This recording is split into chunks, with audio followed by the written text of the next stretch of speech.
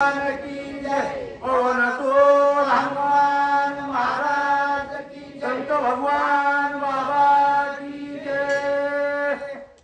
श्रीराम आणि लक्ष्मण ते तव राक्षसाचे भक्षण तुझी कोण करील सोडवण आग्रही पूर्ण तू मूर्ख।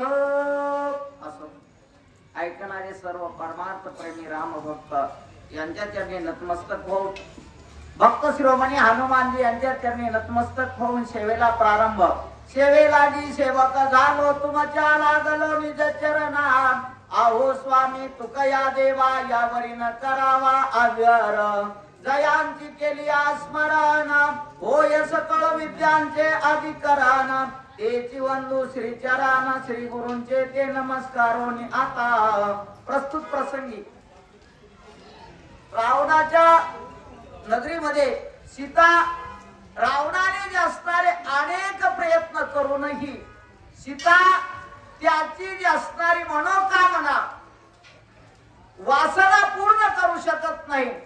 अनेक जे असणाऱ्या प्रयत्नाने त्याने समजावून सांगितलं, पायावर लोळणी घातली, काय जे नाही ते जे असणारे प्रयत्न केले, परंतु त्या ठिकाणी सीता ऐकनाची झालेली आहे, धमकावण्याचाही प्रयत्न केलेला आहे। मग सगळेच प्रयत्न असफल झालेले आहेत। त्यावेळेस राजा रावणाने मनामध्ये विचार केला की ही जी असणारी निर्भय अवस्था आहे आणि त्या ठिकाणी मग पुन्हा जर या असणारा ज्याचा विश्वास आहे स्वामीवर जिचा आणि तो जर या ठिकाणी किंवा मेला म्हणले किंवा तो मारला गेला किंवा कोण आहे मी काय आहे हे सांगू लागलेला आहे।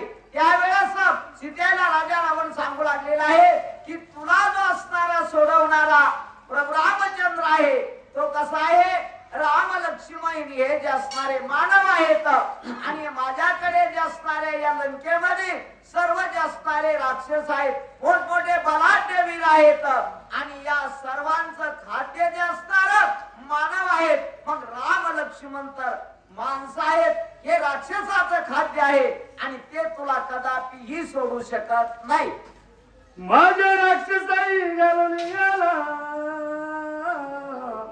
राम लक्ष्मण गेला मेला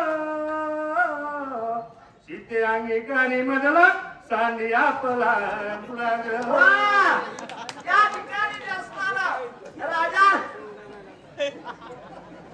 राजा रावण सीतेला सांगू लागलेला आहे की हे सीते तुला जो असणारी आशा आहे की मला रामचंद्र प्रभू सोडवायला येते, माझं सहकार्य मला करतील, परंतु ते या ठिकाणी येऊ शकत नाही आणि मग तुला कोणीही या ठिकाणी सोडू शकत नाही। पाप भोगाची राची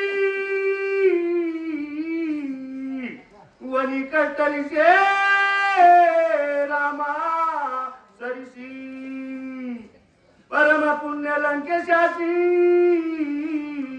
भोगी सुखाची जानकी आता त्याचा जो असणारी अंतर्वृत्ती ज्या प्रकारची आहे तशा प्रकारचा विचार आणि त्याची वृत्ती तशा प्रकारची असते। आता खरं सांगितलं तर या ठिकाणी जे असणार सीतेला त्या ठिकाणी वनामध्ये दुःखही नव्हतं, का तर भगवान परमात्म्याच्या सानिध्यामध्ये त्याच्या भजनामध्ये जे असणारी रममान असणारी सीता होती आणि मग त्या ठिकाणी कितीही दुःख कष्ट जरी असलं तरी रावण म्हणला त्या ठिकाणी तू पाप भोगलेला आहेस, खरं आहे का वास्तविक आहे का नाही, परंतु त्याची वृत्ती जशा प्रकारची आहे तसा विचार होत असतो।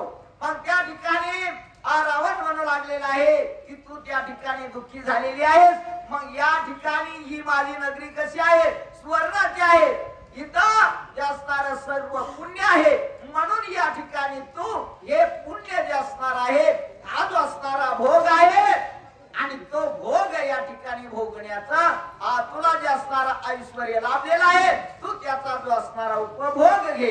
पाप अचल तुझी माता तरी सांडशील लंकनाता भोगू मला तिजरी रघुनाथा तरी तो सर्वता निमाला। हे सीते तू जे असणाऱ्या मनामध्ये विचार करू लागलेले आहेस की मी जे असणारा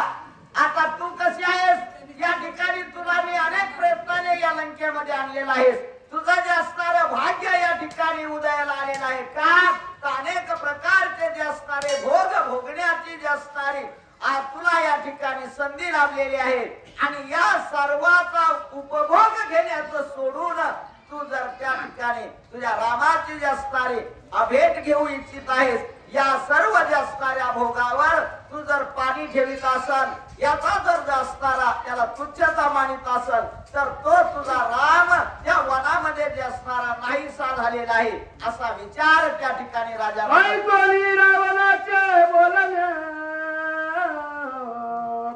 सीता हसली सत्राने